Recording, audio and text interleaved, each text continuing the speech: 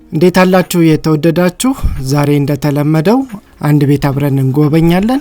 ከዛ በፊት ግን እስኪ ቀንጨብጨብጨብ ያሉትን ቪዲዮዎቹን ተመልከቱና በኋላ ላይ ያንዳንዱን ገብተን እናያለን።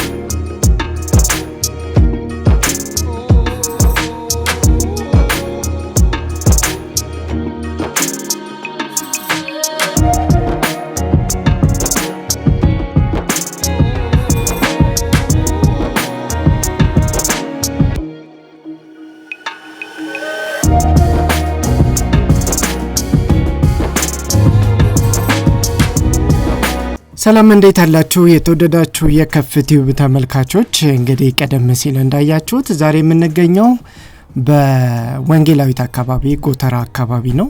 እዚህ አካባቢ የሚገኝ አፓርትመንት ቤት ነው። አሁን ቴራስ ላይ እንገኛለን። እዚህ ቴራስ ላይ እንደምታዩት ሰፊ ቴራስ እንደዚሁም ጂምናዚየም አለ። በተጨማሪም ደግሞ የተለያዩ የመኪና ማቆሚያዎች አሉ፣ ለእንግዶችም እንደዚሁ ለአፓርትመንት ነዋሪው። ይሄ እንደምታዩት ሪሴፕሽን ነው። ሪሴፕሽን እንደገባችሁ ሁለት ሊፍቶች አሉ፣ ዘመናዊ ሊፍቶች አሉ። ከግራውንድ ጀምሮ ነው ቤቶቹ የሚገኙት። ያንዳንዱን ነገር አብረን የምንቃኘው ይሆናል።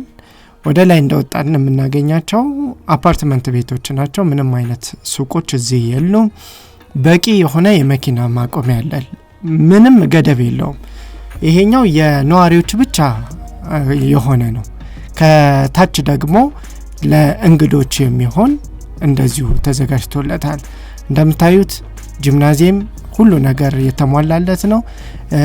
ለተለያዩ ስብሰባዎች የሚያገለግሏችሁ የጋራ መሰብሰቢያ ክፍሎችም አሉ። እንደዚሁም ሰርግ፣ ልደት፣ ሀዘን ቢያጋጥማችሁ ክዋኔያችሁን የምትከውኑባቸው ቴራስም አለ። እዚህ እንዳጋጣሚ እኔ እየቀረስኩ ያለው የህፃናት ልደት ሊከበር በዝግጅት ላይ ያለ ነበር የተቀረጸው። እንደምታዩት ደግሞ ጄነሬተርም ኢንስቶል ተደርጓል። መብራት አይጠፋም ማለት ነው። እዚህ 24 ሰዓት መብራት አለ። የኤልፓ ቢጠፋ ይሄኛው አለ። ፓርኪንግ በበቂ ሁኔታ አለ። አንደርግራውንድ ሁለት ቦታ ላይ ወደ ታች አለው። እንደምታዩት አንደኛው ብቻ ራሱ እጅግ በጣም ሰፊ ተደርጎ የተሰራ ነው። ስለዚህ ለመኖር ምቹ ነው።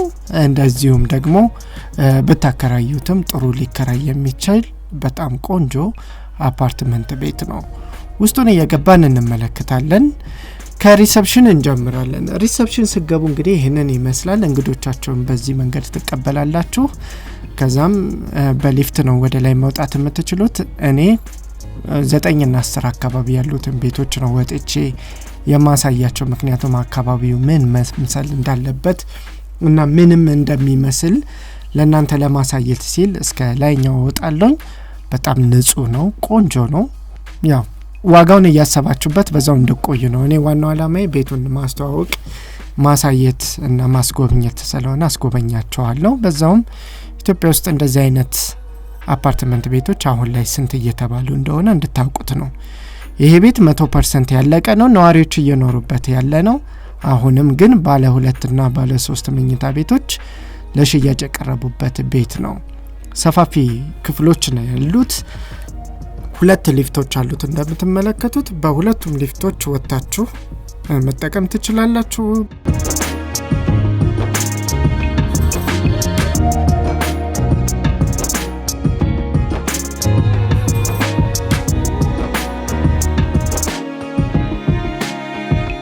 እንግዲህ ወደ ቤቶቹ ስንሄድ 134 ካሬ ሜትር ይሰፋል ባለ ሁለቱ መኝታ ቤት አሁን ገብተን የምንመለከተው ቤት ነው። የአደጋ ጊዜ መውጫ አለው። እንደዚህም የእሳት ማጥፊያ ሲስተምም አለው ቤቱ። ሁሉም ነገር ቆንጆ ተደርጎ የተሰራ ቤት ነው። አሁን የምንገባበት ቤት 134 ካሬ ሜትር ስፋት ያለው ባለ ሁለት መኝታ ቤት ከተጨማሪ የቤት ውስጥ አጋዥ ወይም በተለምዶ ሰራተኛ ክፍል ብለን የምንጠራው ክፍል ጋር ነው። የላውንደሪ ክፍልም በተጨማሪ ያለው በጣም ቆንጆ ቤት ነው። እያንዳንዱን ክፍል እንመለከታለን። አሁን ያየነው የቤት ውስጥ አጋዥ ክፍል ነው።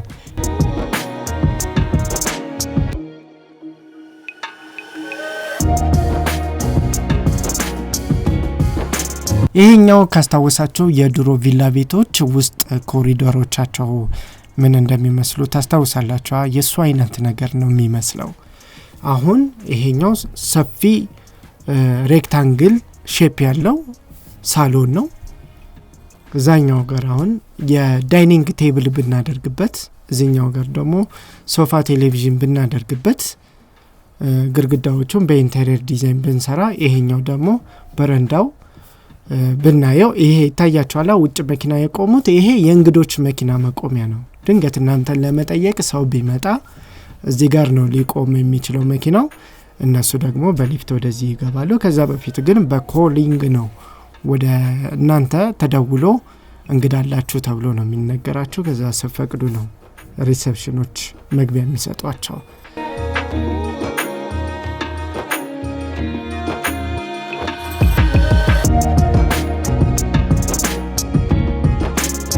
እዚህ ፊት ለፊት ላይ ኪችን አለን። ኪችኑ ለባለ ሁለት መኝታ ቤት በቂ ነው ብዬ አምናለሁ። እንደምታዩት ቆንጆ ነው። ፊኒሽድ የሆነ ነው። ኪችን ካቢኔቱም ተገጥሟል። ስለዚህ በዚህ መንገድ የተጠናቀቀ ቤት ነው 100%። አንዲትም ሚስማራት መቱም እዚህ ቤት ውስጥ ስትገቡ። ምናልባት መብራት እንደ ፍቃዳችሁ እንደ ፍላጎታችሁ እናንተ ልገጥሙበት ትችላላችሁ። ከዛ ውጭ ግን ቤቱ በመታየቱ መንገድ በሙሉ ተጠናቋል። አሁን እየተመለከትን ያለነው ባለ ሁለት መኝታ ቤት አፓርትመንት ቤት ነው። ቦታው ደግሞ ጎተራ ወንጌላዊት ጋር ነው። ጎተራ ወንጌላዊት ጋር እዚህ ውስጥ ፊት ለፊት ላይ የእንግዳን እና የባለ አንዱ መኝታ ቤት ጨምሮ አንድ የጋራ መታጠቢያ ክፍል አለን። የቁም ሻወር ነው እዚህ ጋር ያለው። በኋላ ማስተር ቤዱ ጋር ስንገባ ደግሞ የገንዳ ሻወር ነው ያለው። ስለዚህ ከሁለቱ አንዱ መጠቀም ብትፈልጉ ይሄኛውን መጠቀም ትችላላችሁ ማለት ነው። ይሄኛው ደግሞ ማስተር ቤድሩሙ ነው። እንደምታዩት የገንዳ አለ እዚህ ጋር። ሻወሩ ይለያል ማለት ነው ከዛኛው። ፊኒሺንግ ማቴሪያሉ መመልከት ትችላላችሁ። በነገራችን ላይ የውጭ ፊኒሺንግ ማቴሪያል ነው የተጠቀሙት ቤት ውስጥ በሙሉ ከቁም ሳጥን ጀምሮ ማለት ነው። መኝታ ቤቱ ኪንግ ቤድ የሚይዝ አይመስለኝም ሳስበው። ከያዘም መያዝ ይይዛል፣ ግን ከያዘ ትንሽ ጠበብ ሊል ስለሚችል መደበኛ አልጋዎችን ብትጠቀሙ ሞር በጣም የተሻለ ይመስለኛል። አሁን የዋናውን መኝታ ቤት ክፍል አየን። እንወጣለን። ሁለተኛውን ክፍል እንመለከታለን።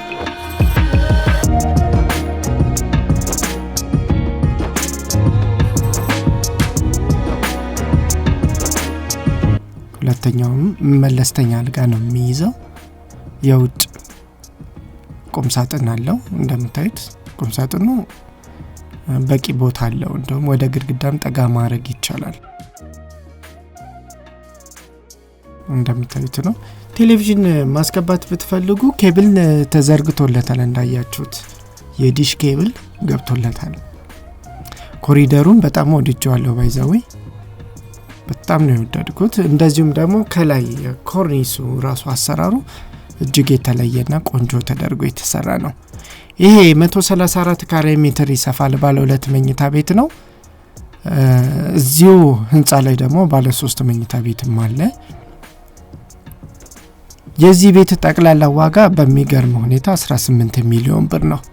በጣም ተወዷል፣ ምንም ጥርጥር የለውም። ግን የሚገርማችሁ ይሄ ቤት በርካሽ ዋጋ ሲሸጥ ነበር። ሰሞኑን ግን የቤት ዋጋ እየጨመረ ስለሆነ አሁን 18 ሚሊዮን ገብቷል። በፊት 16 ነበር፣ አሁን 2 ሚሊዮን ጨምሯል። ባለ 3ቱ 17 ነበር፣ አሁን 2 ሚሊዮን ጨምሯል። ካርታ አላቸው ሁለቱም። ባንክ ከራሳችሁ ይዛችሁ መምጣት ከቻላችሁ ፕሮሰስ ልታደርጉ ትችላላችሁ። ሁሉንም ዶክመንት እናያለን። በሊፍት ወደ ላይ እየወጣን በዛው እግረ መንገዴን ስለዚህ አካባቢ ልንገራችሁ። አሁን ላይ ከጎተራ ጀምሮ ወደ ቄራ የሚሄደው መንገድ በሙሉ ተገንብቷል። እንደገና ደግሞ ቄራ እንዳዲስ እንደዚሁም ጎተራ አካባቢ እንዳዲስ ለልማት ስለሚሰራ ይሄ አካባቢ አሁን ከቅርብ ጊዜ ወዲህ በከፍተኛ ደረጃ በሪል ስቴት አልሚዎች ዘንድ እየተፈለገ ነው። በኋላ ላይ እንመለከተዋለን። ከስሩ ራሱ ሌላ ሪል ስቴት ግንባታ እየተከናወነ ነው። ስለዚህ ወደፊት እዚህ አካባቢ ላይ በብዛት በርከት ያሉ ሪል ስቴቶች መገንባታቸው አይቀርም። አሁን ላይ እንደምትሰሙት ወደ ካሳንቺስ ወደ አንዳንድ ቦታዎች በመልሶ ማልማት የተለያዩ የውጭና የሀገር ውስጥ የቤት አልሚ ድርጅቶች ቤት ግንባታ ጀምሯል አይደለ? ልክ እንደዛ ነው። ይሄም አካባቢና የቤት ቀድሞ የተገነባ ስለሆነ አሁን ላይ ዋጋውን በዚህ መንገድ ነው እየተጠራ ያለው። ምን ጊዜም 100% የተጠናቀቀ ቤት ሲጠራ ዋጋው እንደዚህ ነው የሚሆነው። አሁን የምንገኘው ባለ 3 መኝታ ቤት አፓርትመንት ቤት ውስጥ ነው። እዚህ ውስጥም የላውንደሪ ክፍል፣ የቤት ውስጥ ረዳት ወይም በተለምዶ ሰራተኛ፣ 3 መኝታ ክፍሎች፣ ኦፕን ኪችን እነዚህን እናገኛለን። አሁን ይሄኛው በኦፕን ኪችን ደረጃ የተሰራው ቤት ነው። ሜካኒካል ቬንቲሌሽን ሲስተም አለው። ከላይ እንደምታዩት የፈለጋችሁትን ሳከር ራሳችሁ መግጠም ትችላላችሁ። ብዙ የተካበደ አይደለም ሳሎኑ። እንደምታዩት ቀልበጭ ያለች ነገር ነው። አካባቢው ይሄንን ይመስላል። ያው ከተማው ጎተራ አካባቢ ያው ቆየት ያለ የነባር የአዲስ አበባ አካባቢ ስለሆነ አሁን ላይ በቅርቡ እንግዲህ እንደገና በመልሶ ማልማት ይለማሉ ተብሎ ብዙ ወሬ የሚወራበት አካባቢ ይሄ ነው። አፓርትመንቱም የሚገኘው እንግዲህ እዚህ ሰፈር ነው። ወንጌላዊት አካባቢ ነው። ቤቱ ይሄንን ይመስላል። ሞር እኔ ባለ ሁለቱን ወድጄዋለሁ። እንደዚህ አይነት ዲዛይን ስለምወድ ባለ ሁለቱን ወድጄዋለሁ። ግን ስፋቱ ቀላል አይደለም። እያያችሁት ነው። በረንዳ አለው። ከታች የልጆች መጫወቻ አለ። ፓርኪንግ በሽበሽ አንድ ሰው 2-3 ቦታ መኪና ማቆም የሚችልበት ሁኔታ አለ። የተተረፈረፈ ነው። አሁን ባለው ሁኔታ ምንም የሚያሰጋቸው የለም። ኮሪደሩ ይሄኛው በጣም ያምራል አይደለ? ትንሽ ሲገባ ብቻ ነው ብዙም ያልወደድኩት እንጂ ከተገባ በኋላ ያለው የዲዛይን አቀማመጡ በጣም ቆንጆ ነው። የክፍሉ ይሄ ልጆች መኝታ ቤት ነው። የራሱ ላይት አለው ማለት ተፈጥሯዊ ላይት ነው። ቤት ውስጥ የምታዩት ምንም አይነት መብራት አልበራም እንደምታዩት። ስለዚህ ላይት በደንብ አለው። ቤቶቹ ሁሉም ተመሳሳይ ናቸው። የላይት ሲስተማቸው አቀማመጡን ተመሳሳይ ስለሆነ ይህን ይመስላል።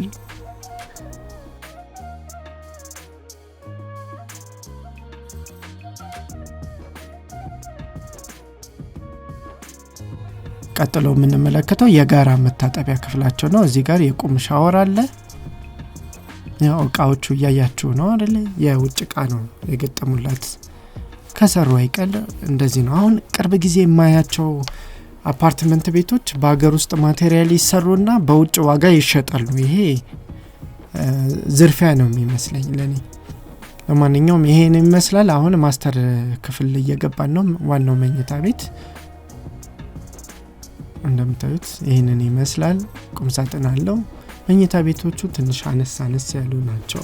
ስለዚህ ሰው የሚከፍለው ምናልባት ለአካባቢ ይመስለኛል እንጂ በካሬ ያን ያክል ውድ የሚባል አይደለም። ምናልባት ቁም ሳጥን ምናምኑ ከውጭ ያመጡት ማቴሪያል ከመሆኑ ውጪ ምንም አዲስ ነገር የለም ማለት ይቻላል። ሴራሚኮቹን፣ ገንዳውን፣ መቀመጫውን በጣም ቆንጆ ነው። የግራውንድም የወሉም እንትን በጣም ምርጥ ሴራሚክ ነው የተጠቀሙት። ብዙም አይጨንቅም ለአይን ደግሞ እነዚህ ናቸው ክፍሎቹ።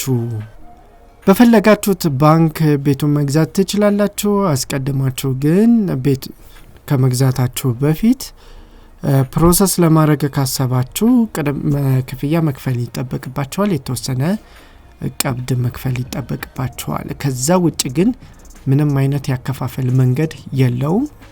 ፉል ካሽ ነው የሚፈልጉት።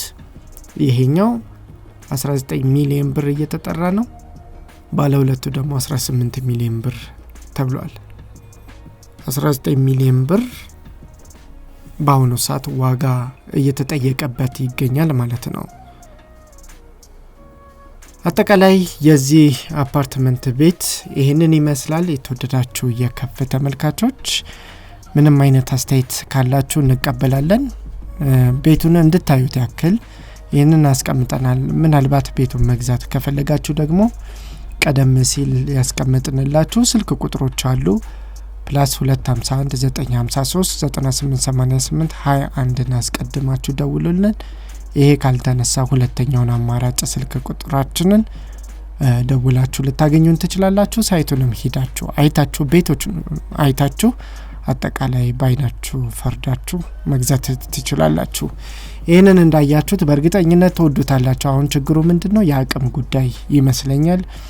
አሁን ባለው ሁኔታ አይደለም 19 ሚሊዮን ብር በካሽ ቀርቶ እንዲሁ ማግኘት ራሱ ከባድ እየሆነ ነው። ለማንኛውም ለመረጃ ያክል ግን ይሄንን ቤት አቅርቤላችኋለሁ።